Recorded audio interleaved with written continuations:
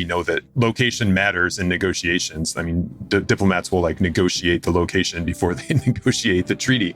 But the study was brilliant. They had two groups. In one group, they had sit in a room for 20 minutes, and then they had the other group come into that room to negotiate. And the group that had been in the room for 20 minutes achieved better outcomes in the negotiations. That's something that anybody can do. You can show up 20 minutes early for the meeting and just feel more at home.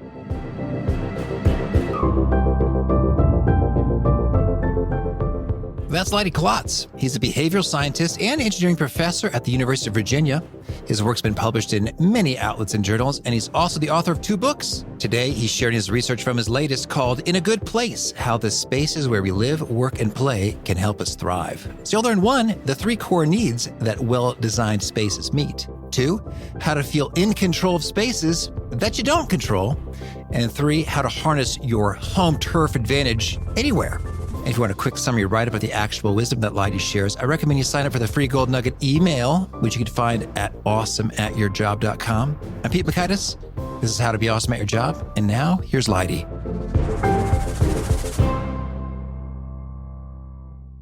Leidy, welcome back. Thanks, Pete. It's great to be here.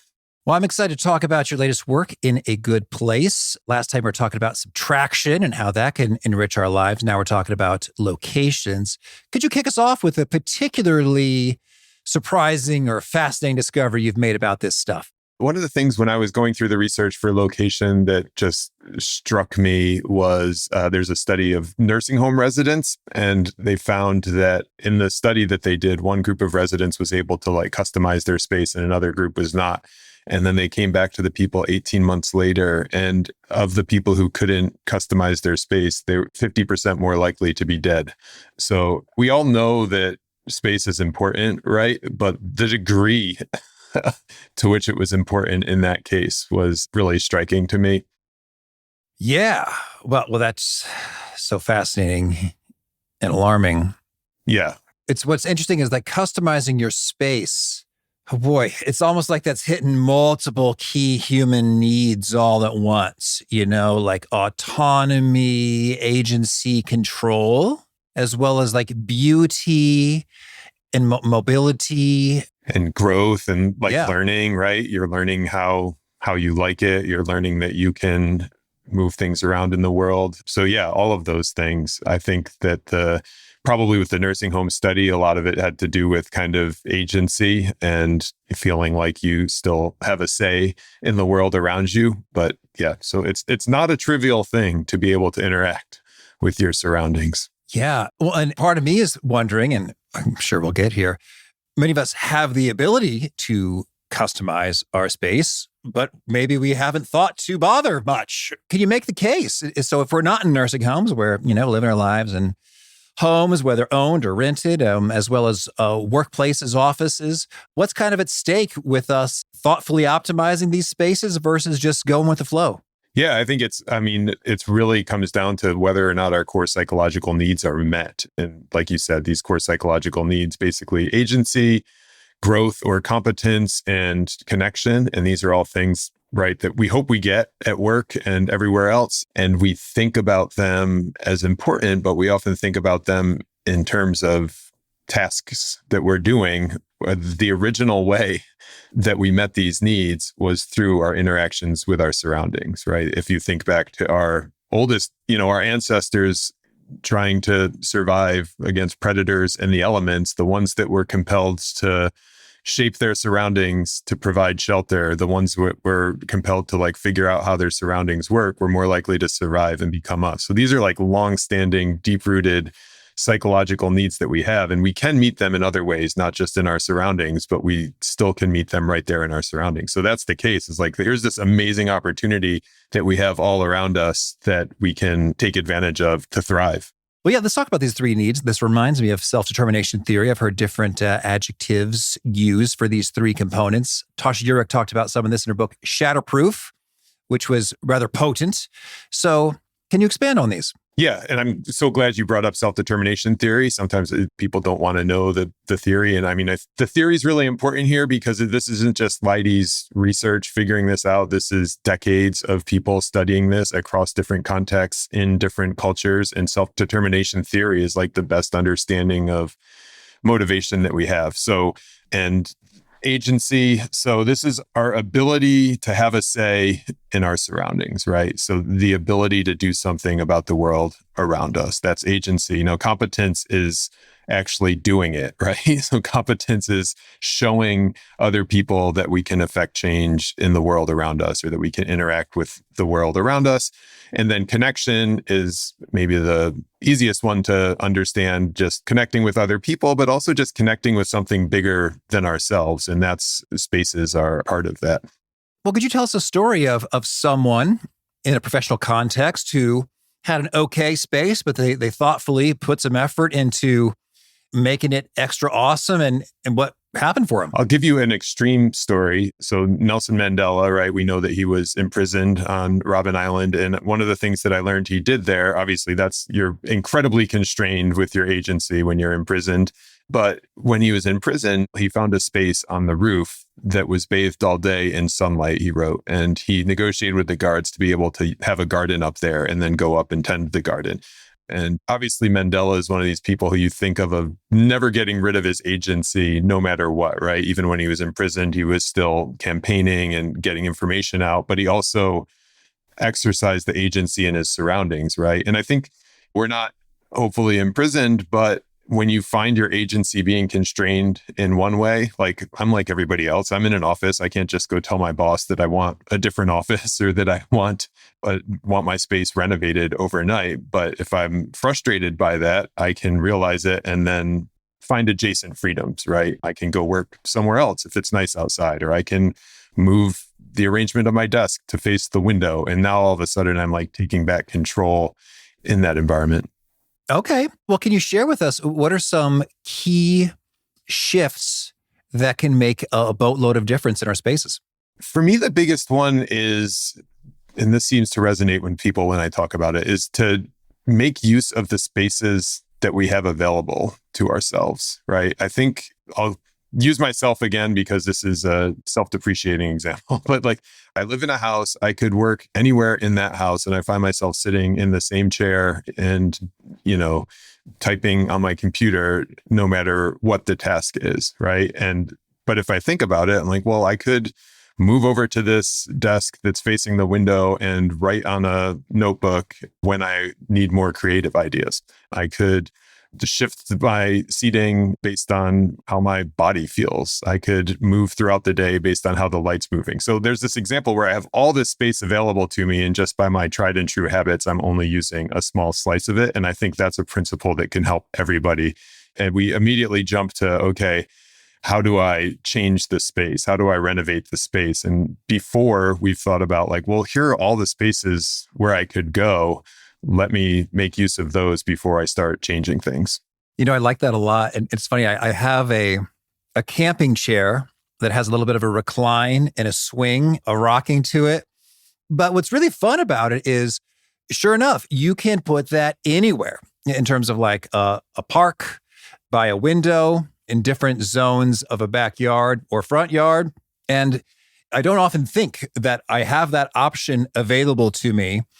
And although there was a season in which it just lived in my trunk, and from time to time, it's like, you know what? I'm going to do my work over here now because I can. And it's a good feeling. Yeah, it's a good, because you're comfortable, but also you made it, right? You're making the world how you want it to be. So I love that story because it's very small, but you're making your space in all these different places. And sometimes I've also had the experience, I'm thinking about, I'm just tidying up an area that's long been untidy. Yeah.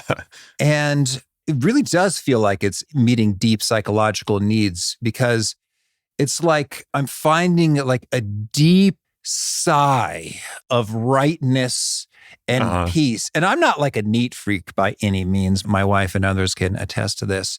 And yet when I go there, it's often, I'm surprised, like profoundly edifying. And I think Marie Kondo, she wrote a book title, right? Life-changing power or magic of tidying up. Life-changing, magic. Yeah. So can you speak to this notion? There's a lot going on there, but I think the number one thing is probably back to this like agency and competence, right? That psychologists, and I'm not a psychologist, but like one of the things that they'll prescribe for depressed people is to say like, hey, just reorganize a room or tidy up a room. And it's not necessarily that the tidy room makes you less depressed. It's that the act of feeling like you have control over some aspect of your life starts to make you feel better. And then hopefully that feeds on itself, right? So you feel like you have control in tidying, and then you realize, okay, I have control in these other ways. And then you start to kind of get yourself back. So that's probably the main thing that's happening there. I also think that there's some small bits and pieces. A tidy space is going to have less distraction, right? You get less cognitive load on you. So you're not coming in every time, even if you're not noticing. In my house, it's shin guards and boxer briefs strewn about. And even if you're not noticing them, they're like taxing you a little bit mentally. But the main thing is just, hey, I can do something about my situation. Yeah. Okay. So first point, principle, just use all the space available to us. We might just totally be forgetting, oh yeah, I have all these options available and I just never use them. Where do we go from there? Well, I'll just give one more that at work, right? Like so many of our offices are designed there's your office or wherever you're supposed to sit, but then there's all these spaces that are meant for other things. And I think that we're not fully taking advantage of those a lot of times. Yeah.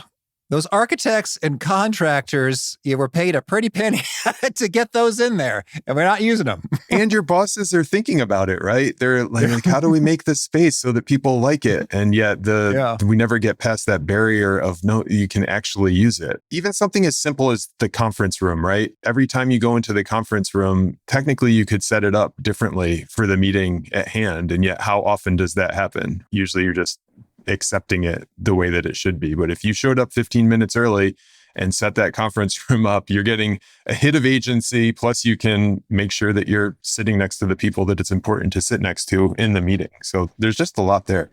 Yeah. Well, while I'm visualizing a conference room, what are some little tweaks that can enhance my experience of being in that conference room? Well, I mean, I think there's all the power dynamic stuff, right? But I think everybody knows that, you kind of put yourself in the position of power and sit at the head of the table. And I think most of what we're trying to do in a conference room is typically kind of put people on equal footing, right? And so say you're a boss and you want to get people's input in the meeting, don't sit at the head of the table, and maybe set up the room so that it, kind of makes everybody feel like they're sitting around a campfire where we're all kind of equal. And then you will be more likely to get that input from people, right? It's like the conference room can be an example of this principle where like you're saying one thing and the space is saying something totally different, right? You're saying, oh, we want all your input. It really matters. And then you march in, sit at the head of the table. Everybody else is just staring at you and you control the slides. And do you really want people's input? So I think that's one example. So, Leidy, I should stop making every other seat in the conference room way shorter than my own? Because that's what I do every time I go into a meeting. I should stop doing that? It's so hilarious. Yeah.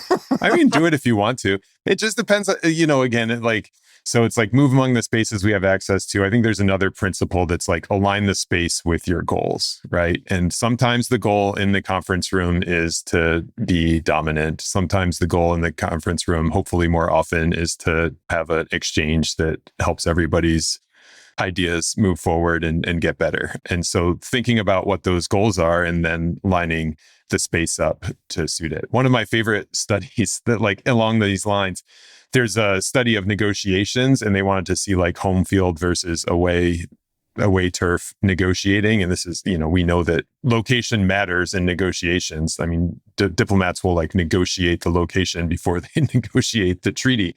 But the study was brilliant in its simplicity. They had two groups, the control and experimental group. In one group, they had sit in a room for 20 minutes, and then they had the other group come into that room to negotiate. And the group that had been in the room for 20 minutes achieved better outcomes in the negotiations. That's something that anybody can do. You can show up 20 minutes early for the meeting and just feel more at home. And apparently that is going to help. So yeah, it's powerful.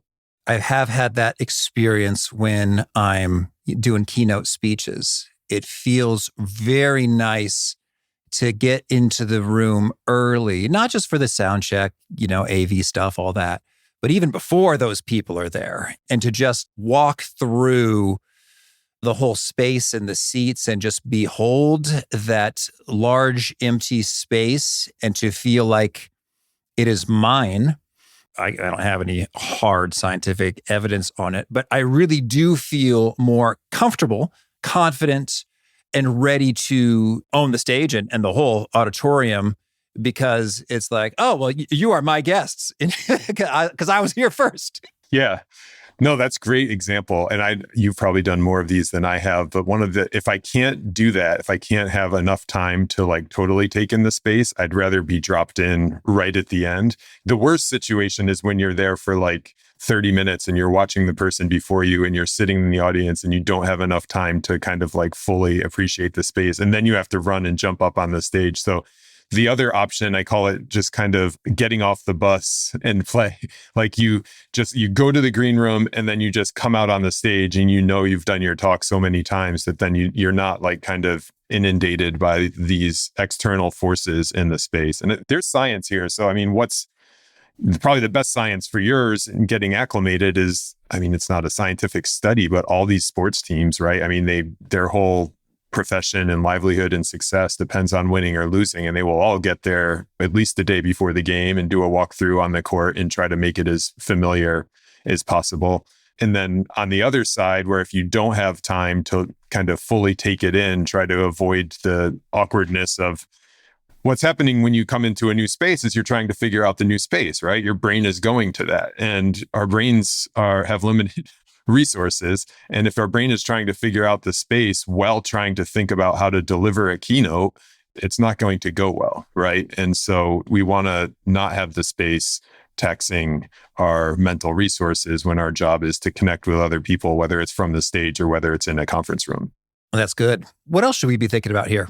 Growth. I think growth or competence. So we've talked a little about agency and then connection, but growth is like, we grow from interacting with our spaces. We learn. I mean, we were talking about kids earlier. I mean, when you watch kids, as a parent, one of the most freeing things was to realize how much they were learning from the world around them, because I was worried that, okay, I'm going to have to describe to them how all this stuff works, right? And that's not, they just watch and they watch you and then they interact with the world. And so maybe kids playing with a sandcastle on the beach seems like they're innately drawn to it. But like when my daughter is building a drip castle, for example, she's learning about like the fluid mechanics of the drip of the water. She's learning about material properties of sand and water mixed together. She's learning about herself, right? She's learning that if there's some adversity, like her brother knocks down the castle, she can build it back and she's going to feel good from overcoming that adversity. So this is like how we learn, by interacting with the world and seeing what happens. And I think we talked about screens last time. I think one of my favorite stories was yours talking about subtracting TVs from the bedroom. And you can go back and listen to the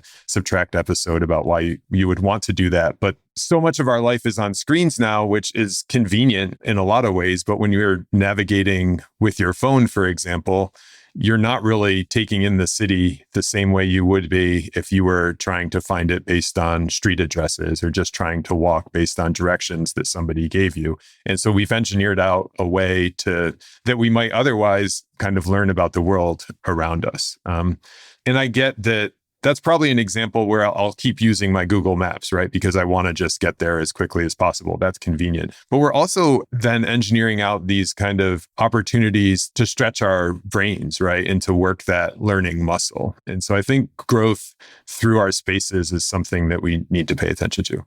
So just the navigation in and of itself, what are some other ways we grow by interacting with our spaces? There's the navigation, there's the renovations that you talked about before, right? Where if you are kind of setting up your space and you're realizing that, okay, that doesn't work, I don't like it, and I can change it back. So now you're learning things that you like and don't like, but you're also learning about yourself and that you can do these things. I'm thinking a little bit back to my conversation with BJ Fogg on the show, and we talk about making things easier for behavior design. Like if we make something easier, we'll do more of it. And I notice it's so funny in my office, which I really love, I found myself having a little bit of resistance to just going down and sitting in the chair and doing the work, even though I've got a great monitor, right? I've got a sit-stand desk. It's so good. I was like, what's the deal? This should be like the top place I want to sit and do work instead of over on the couch on my sort of smaller screen laptop situation. And I realized that my wheeling office chair, the wheels on it, were getting kind of stuck in the carpet a bit. And so it requires a little bit of awkward effort to shimmy it out of the ruts to get into where I want. It was like, it's funny because it's a visceral thing. It's a little thing. And yet it's something that can pass right through my conscious awareness, but I have these associations. And so I said, well, by golly, I got to get a mat. And so I did. I got the mat. And now there is less resistance. And so I'm more likely to get in my battle station with all the goodies and the big monitors because, there was a tiny thing missing, a mat under the rolling chair. I'm so glad I couldn't think of a story and you chimed in with yours that was much better than what I would have said. You're also illustrating this beautiful concept of like how these principles that were originally physical principles, like friction, right? How many people are talking about friction in the workplace and they're talking about task completion and like removing friction or adding friction. You literally identified physical friction on the chair as the thing. So I think, that's a great tip. That was one of the other ones is just like kind of removing constraints, right? Like thinking about your space and what are the constraints that are holding you back in that space. And that's something, if you walk into the office on Monday morning, whether you're a employee or the boss, you will find things that are constraining you that you can then remove immediately. In your case, you remove to the friction and make your space better. That's a beautiful example. Yeah. Well, I like that a lot. And so now I'm thinking about, it could be the temperature. He's like, can I adjust that? Or can I hold a cold bottle of water or have a little hot pad under my butt? Or it could be the lighting, the temperature, the sound with noise canceling headphones and or earplugs. What are some other constraints that show up that we might want to do something about? I think there are unwritten constraints too, where you kind of assume that this space is for that thing and then you don't question it. This is probably less about in your home, but more at the office. So like my editor, actually, she had a space in her office that was supposed to be a flex space. It was super nice flex space. But the problem was there was like an executive in her office who would use it periodically. And it wasn't like all the time, but it was enough that people were like, is that actually flexible space? Or is the exec going to think that I'm trampling on their territory or invading their territory? And so I think if you're in a position where you can articulate to people like these spaces are for these things and we really want you to use them, but then also if you're willing to experiment yourself and kind of like try things out in your office, then go use spaces for different things and be a leader, right? If there's a conference room or a flex space that's never being used, try using it and see what happens. So that one is more about like just having more clear definitions about what can be done in the spaces and not assuming. So the constraint there is in our heads. Yeah, certainly. Or we just have these assumptions like, the conference room is for conferencing. And so it would not be appropriate for me as an individual solo person to get up in there. It's like, well, that may or may not be true based upon the needs of the organization in the space. Exactly. Yeah. And I mean, there's all this work trying to make offices more flexible and, suitable for different tasks. And again, part of that is in the physical world, but part of it is in our heads, right? Have we tried using it for the task and seeing how it works? Yeah. Well, one theme that's coming up a lot is in terms of like our own needs and desires and what works for us and customizing. I'm curious if you had any discoveries about like universal good things for a space in terms of, is it light or nature, or is there anything that just about all humans do better when these components are in the space or are not in the space? I have another example from my editor's office. She's going to have to listen to this podcast, but she said that they wanted to bring more nature in. So they put like AstroTurf on the steel columns and to try to make it feel more natural. But that's not the kind of nature that's helpful. So it's less about like bringing nature inside and more about trying to mimic the patterns that are found in nature. And one thing that's in nature a lot is this kind of balance between order and complexity. So there's this classic interior design advice that's like kind of layering the materials and textures and fabrics, but also having kind of like an underlying, this is the idea. And I think the way that design advice has been backed into and the way it works, the reason it works is because we like being surrounded by things where by the natural world. And in the natural world, there's like a pine tree, the way it grows, it'll grow in fractal patterns where little small pieces of the pine tree look very similar in terms of like the shape as the larger scale. And so there's this regularity, but it gives rise to something that looks more complex. And if you look at a brick facade, for example, I mean, it's the same thing. It's this big, massive facade that you don't pay much attention to and generally feels pretty natural and soothing. But there's also an underlying pattern, whether it's the bricks are staggered by one half on each level, or maybe one's stretched long ways and one's stretched short ways, and then you keep repeating the pattern. So there's complexity, but it's resulting from a simple pattern. Is that too abstract, or is that okay? No, I hear you. And then I'm thinking about, I'm just looking at a bookshelf right now. And I had a buddy once. We were at a party. He was looking at the bookshelf. He said, "What's up with women organizing their books by color?" Color. Which is a huge generalization. I'm sure men do it too. But I thought it was kind of funny because both he and I have bookshelves and plenty of books and do not organize by color. But yet I got to say, when I was beholding this bookshelf, it looked quite lovely. Yes. So, but if you can't recall what a book spine looked like, you might have a harder time fishing it out of that bookshelf. But I think that speaks a bit to the pattern. Is there is a certain order and beauty that is peaceful to having the books organized by color. Yeah, that's interesting. That's totally an example, right? You can see that this looks aesthetically pleasing, and it's because, okay, I see that there's some logic here to the pattern. And if you do it by a rainbow, then that's something that's actually found in nature. That's the kind of the deepest one. I would say the other kind of general rules about what we like is we like where we've been. This research on mere exposure in the most interesting study, I think, is one of the original ones. They put chicken eggs that hadn't hatched yet and played music. And then when the eggs hatched, they had the ones that had heard the music and hatched chickens that hadn't heard the music. And they put them in a pen and played music from one end. And the chicks that had heard the music went to the music. So what's happening, it's like this demonstration of that, like, familiarity breeds liking. So if you've been surrounded by certain things throughout your life, you're probably more likely to like them in the future. Like, I live in a house that has angled bedroom ceilings, a gravel driveway, and a kick wall for a soccer ball. And that's like some of the same features as the house I grew up in, right? And so the things that we're kind of familiar are going to just take less cognitive effort, and then we're drawn to them as a result. And then the last little piece is, this is I think the most freeing one, is that we're also wired to like what we've chosen, right? So if you pick the thing, like if you organize the books the way that you want to organize the books, Pete, don't change it. You are going to kind of justify it and like it because it's you who did it. And I think that's as many kind of general rules as I think are worth thinking about when we're thinking about our spaces. Yeah, there can be a certain delight in that. And I think you maybe see this in maybe couples arguing about how to load the dishwasher.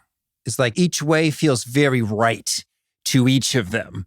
But I mean, and you could argue, I don't know if dishwasher engineers would have a point of view on what's optimal from a cleansing perspective, but we can get really attached to how we've arranged things. And I guess as you open this up with, I mean, it could be life or death potentially in terms of the ability to be able to arrange things to our liking. Yeah, I mean, we're not laughing, but the nursing home study is an extreme example. But in some of these studies of self-determination theory in the office in large scale and like across different examples, they correlate agency growth and connection and the health outcomes. And there's a correlation there, right? So it's a big deal. Well, is there anything we should talk about with regard to connection in our spaces?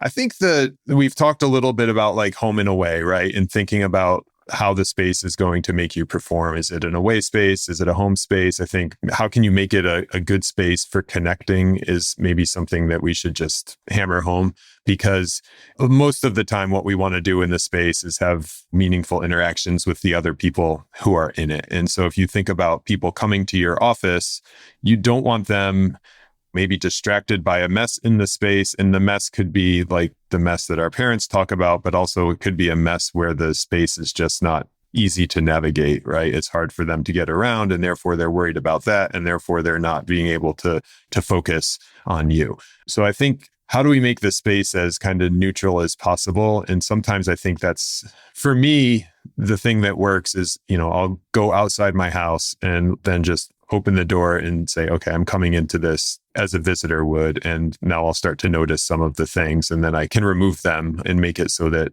my guest is able to connect with me and vice versa. Very nice. Well, Leidy, tell me anything else you want to make sure to mention before we hear about some of your favorite things? One really powerful thing, I guess, is that the space is a really awesome way to advertise your values. And it's advertising that never turns off. We think about how we present ourselves with our clothes. We think about how we articulate what's meaningful to us. And yet our surroundings are also sending messages about those things. And so I'm not telling you what your values should be, obviously, but I'm saying your surroundings are a way to share those values. If you're the company that says you care about employee input, and yet there's cubicles for certain people in nice executive offices around the outside, well, your space is saying something different than your mission statement. And it's the same on an individual level. So I would just say that this is an opportunity to put your values into the world. And it's an opportunity that never stops broadcasting once you've got it right. So just some motivation for people. Big thanks to Leidy for sharing his wisdom with us. And big thanks to our sponsors. Check them out. One sponsor to check out is Gusto. I love workdays full of creative collaborations and delighting people. I don't love workdays full of paperwork, forms, and compliancy tasks. That's why I'm such a fan of Gusto. When I talk to my accountant about how to handle payroll stuff, he says Gusto. When I talk to executive director of a small nonprofit how they handle compliancy stuff, she says Gusto. When I'm getting paid by a bigger organization, I love it when they tell me they use Gusto. Gusto is an online payroll and benefits software built for small businesses. It's all-in-one, remote-friendly, and incredibly easy to use. So you can pay, hire, onboard, and support your team from anywhere. Gusto enables automatic payroll tax filing, simple direct deposits, health benefits, commuter benefits, workers' comp, 401k, and so much more. Gusto makes it simple with options for every budget. Try Gusto today at gusto.com/awesome and get 3 months free when you run your first payroll. That's 3 months of free payroll at gusto.com/awesome. One sponsor to check out is Vanguard. As we step into a new year, it's the perfect time for all the advisors listening to think about how to set up your clients for success. One way to do that is to level up your fixed income strategy. But bonds are tricky. The market is huge, rates shift, and risks hide in plain sight. That's why having a partner with scale and expertise matters. Vanguard brings both. Vanguard bonds provide top-grade products across the board. Their lineup includes over 80 bond funds actively managed by a 200-person global squad of sector specialists, analysts, and traders. Vanguard's been in the game for a long time at a scale that gives them a serious edge. They're able to invest across many sectors, maturities, and geographies, spotting opportunities that others might miss. Vanguard takes a steady approach, focusing on reliability and consistency. So if you're looking to give your clients consistent results year in and year out, go see the record for yourself at vanguard.com/audio. That's vanguard.com/audio. All investing is subject to risk. Vanguard Marketing Corporation, distributor. One sponsor to check out is Keepsake Voices. Heads up, Mother's Day is coming up very soon, May 10th to be precise. You can send her flowers again and she'll say nice things. But I recommend you send her something special she can open and cherish for generations with Keepsake Voices. Here's how it works. When you order, your mother will receive a lovely handwritten card inviting her to speak with an experienced journalist. This interviewer will ask powerful questions to surface treasured stories and things that make your mom special. That conversation is recorded and masterfully crafted by an experienced audio engineer and graphic designer to create a beautifully edited audio and digital book. Your mom gets a special experience reliving memories whenever she likes. Meanwhile, the whole family can enjoy her keepsake voice for centuries. So give mom something special that will last for generations. Go to keepsakevoices.com/Pete to knock off nearly $100. That's a third off their retail price at keepsakevoices.com/Pete. All right. Well, now could you share a favorite quote, something you find inspiring? One of my favorite quotes are different versions of that. It's less about what happens to you and more about how you react to it. I think I saw a Viktor Frankl version of that most recently about life, like it all being in the space between the stimulus and the reaction. But I really like those. All right. And a favorite book? The Power of Moments by Chip and Dan Heath. And is there a key nugget you share that really seems to connect and resonate with people that quote it back to you often? I think the biggest key nugget is that people find it empowering that they're to take advantage of the spaces to which they have access. And I think people realize that they do, in fact, have more options than they thought. And if folks want to learn more or get in touch, where'd you point them? LeidyKlotz.com. And then the book In a Good Place is available wherever you buy books. All the good stuff's in the book, but if you want to learn more about me, I'm easy to find on the internet. And do you have a final challenge or call to action for folks looking to be awesome at their jobs? Notice. So take in the spaces around you and just pay attention to how they're affecting you and get some joy out of them too. There's beauty in the world around us, and something as simple as just the way the light reflects off the wall in different times of the day can be a source of joy. And that's something that our screens fundamentally can't give us. So notice and enjoy. All right. Leidy, thank you. Thanks, Pete.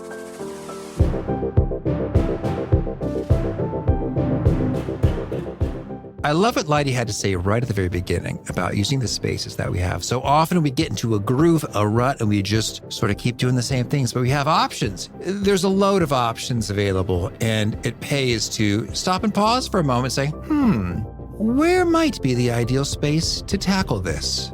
And how might that feel a little better or be a bit more suited to what I'm up to here? Great stuff from Leidy. If you want to check out the show notes or the transcript or the links to items that we've referenced, please drop on by awesomeatyourjob.com/EP1147. Hope to catch you next time, and peace.